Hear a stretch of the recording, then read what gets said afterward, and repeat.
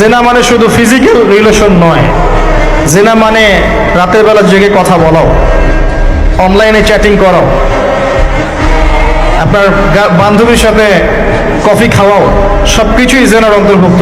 এগুলো ছাড়তে পারলে আল্লাহ পাক আপনার দোয়া কবুল করবেন। ওইভাবে যে 3জন ব্যক্তি গুহায় আটকা পড়েছিল, মনে আছে? গুহার মুখের মধ্যে একটা পাথর এসে গেল, সবাই বলছে আজকে আর বাঁচার বুদ্ধি নাই, নিজের আমল দিয়ে আল্লাহর কাছে বাঁচতে চাও।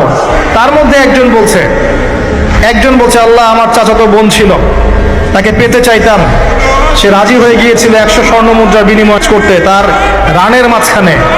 সে ওই সময় বলেছে তুমি আল্লাহকে ভয় করো, আমি মুদ্রাও দিয়ে দিয়েছি, ওখান থেকে আমি জেনা না করে চলে আসছি। আল্লাহ এই কাজ যদি তোমার পছন্দ হয়ে থাকে, আজকে এই মৃত্যুর হাত থেকে আমাকে বাঁচাও।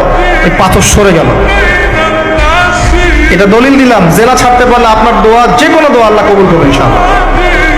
শুধু তাই নয়, আরশে আজিম আল্লাহ পাকের সবচেয়ে বড় সৃষ্টি, এর নিচে আল্লাহ পাক 7 শ্রেণীর মানুষকে ছায়া দিবেন।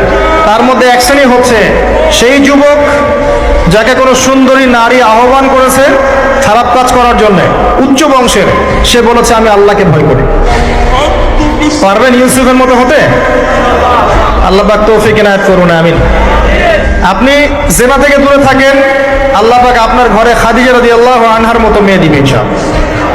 আপনি 10টা ঘাটের পানি খেয়ে আসবেন, দেখবেন এমন বউ আল্লাহ কপালে জুটাইছে, সে মাশাআল্লাহ 20 ঘাটের পানি খাওয়া। হ্যাঁ, কিফাউল কিরাম, আল্লাহ পাক একদম দুনিয়াতে ইকুয়ালি ডিল করেন। আল্লাহ পাক আপনাদের প্রত্যেকের পারিবারিক জীবনটা সুখী করুন, দোয়া করি। আমিন।